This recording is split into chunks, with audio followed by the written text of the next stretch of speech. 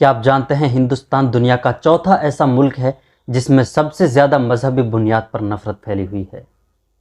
इसके बारे में बात करेंगे। इससे पहले एक नई ऐसी नफरत की कहानी की तरफ चलते हैं जिस नफरत ने एक बेकसूर इंसान की जान ले ली है।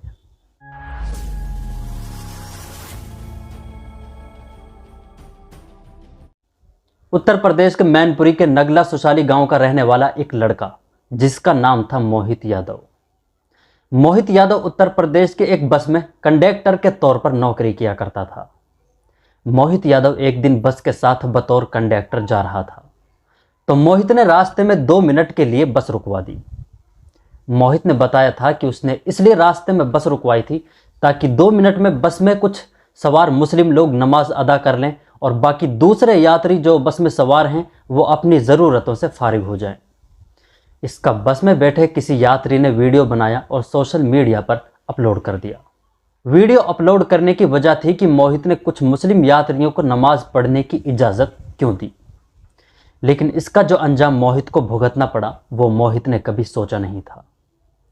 नफरत जो आज पूरे देश में अपने उरूज पर है, उस नफरत से भरे किसी इंसान ने मोहित पर कार्रवाई के आदेश दे दिए। अब देश के हालात से, खास तौर पर उत्तर प्रदेश के हालात से तो आप अच्छी तरह वाकिफ़ हैं। मोहित के खिलाफ कार्रवाई की गई तो मोहित को नौकरी से निकाल दिया गया। यहाँ तक कि मोहित की 1 महीने की तनख्वाह भी जब्त कर ली गई। मोहित के मुताबिक नौकरी से निकाले जाने के बाद उसे ये नहीं समझ आ रहा था कि उसने बुरा क्या किया है। उसने ना किसी को कोई तकलीफ़ दी है, ना किसी से कोई बदतमीज़ी की है, फिर भी उसे नौकरी से क्यों निकाल दिया गया। लेकिन मोहित ये नहीं जानता था कि उसने फ़िलहाल दुनिया का सबसे बड़ा जुर्म किया है। वो जुर्म यह था कि उसने मुसलमानों को नमाज पढ़ने की इजाज़त क्यों दी। फ़िलहाल देश में सिर्फ यही तो एक मुद्दा है, मुसलमानों से नफ़रत। मोहित, आप शायद बहुत भोले थे। आपको ये बात पहले ही समझनी चाहिए थी कि आप जो मुसलमानों की मदद कर रहे हैं ये सबसे बड़ा जुर्म है। आप किसी का कत्ल कर देते, कोई ज़्यादा बड़ी बात नहीं थी, लेकिन आपको मुसलमानों को नमाज पढ़ने की इजाज़त नहीं देनी चाहिए थी। मोहित अपनी नौकरी खोने के बाद परेशान था क्योंकि मोहित अपने घर में अकेला कमाने वाला था। मोहित अपने 4 बहन भाइयों में सबसे बड़ा था। मोहित अकेला था घर में जो 8 लोगों के परिवार का पेट भरता था। नफरत की वजह से अपनी नौकरी गंवाने के बाद मोहित के पास कुछ नहीं बचा था। मोहित ने घर की तंगी से तंग आकर खुदकुशी कर अपनी जान दे दी है। मोहित के एक छोटे भाई ने बताया कि मोहित ज़्यादा बोलने वाला और एक खुश मिजाज इंसान था, लेकिन पिछले कुछ दिनों से मोहित घर की हालत को लेकर खामोश नजर आ रहा था।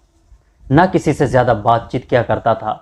आखिर उसने हालात से तंग आकर खुदकुशी कर ली। मोहित की बीवी का कहना है कि उसके पति ने इंसानियत की कीमत चुकाई है, लेकिन मोहित को क्या पता था कि उसे इंसानियत की इतनी बड़ी कीमत चुकानी पड़ेगी। नफरत बांटते रहिए, इंसान अपनी जान गंवाते रहेंगे। 2015 में प्यू रिसर्च सेंटर की एक रिपोर्ट आई थी जिसमें बताया गया था कि भारत दुनिया के 198 मुल्कों में से चौथे नंबर पर ऐसा मुल्क है जहां सबसे ज़्यादा मजहबी बुनियाद पर नफरत फैली हुई है। और ये याद रखिए कि ये रिपोर्ट 2015 की थी और 2019 तक आते आते ये नफरत इस हद तक बढ़ जाती है। लेकिन हम जानते हैं कि 2017 या 19 के मुकाबले में इस वक्त हिंदुस्तान में ये नफरत 2 गुना बढ़ चुकी है। इस हिसाब से आप अंदाज़ा लगा लीजिए कि ये नफरत कहाँ तक पहुँच चुकी है। तकरीबन 2 महीने पहले हमारे प्रधानमंत्री अमेरिका गए थे। उस वक्त एक अमेरिकन जर्नलिस्ट ने नरेंद्र मोदी से इस बढ़ती नफरत और माइनॉरिटी पर हो रहे जुल्म पर सवाल किया। Mr. Prime Minister, India has long prided itself as the world's largest democracy, but there are many human rights groups who say that your government has discriminated against religious minorities and sought to silence its critics. As you stand here in the east room of the White House, where so many world leaders have made commitments to protecting democracy, what steps are you and your government willing to take to improve the rights of Muslims and other minorities in your country and to uphold free speech? जिस पर social media पर काफ़ी बहस भी छिड़ी रही थी। ये सिर्फ एक सवाल नहीं था, ये एक बहुत बड़ा तंज था हिंदुस्तान के प्राइम मिनिस्टर नरेंद्र मोदी पर और एक डेमोक्रेटिक मुल्क पर। बहरहाल मोदी जी ने इसके बारे में सफाई दी। हालांकि हिंदुस्तान ही नहीं, दुनिया भी जानती है कि ये सिर्फ एक ज़ुबानी सफाई थी। हालांकि हिंदुस्तान ही नहीं बल्कि पूरी दुनिया भी ये जानती है कि आज हिंदुस्तान के हालात क्या हैं। हिंदुस्तान में आज नफ़रत की आग इतनी बुरी तरह क्यों फैल रही है, और दुनिया ये भी जानती है कि यहाँ नफ़रत क्यों और किस वजह से फैल रही है, और नफ़रत फैलाने वाले कौन लोग हैं। इस पूरी रिपोर्ट के बारे में आप अपनी राय कमेंट बॉक्स में रखना ना भूलें। वीडियो को लाइक और दूसरे लोगों तक शेयर कर दें, और अगर चैनल को सब्सक्राइब नहीं किया है तो चैनल को सब्सक्राइब ज़रूर कर दें। मिलते हैं अगले वीडियो में, तब तक के लिए आप अपना ख्याल रखें। अल्लाह हाफ़िज़।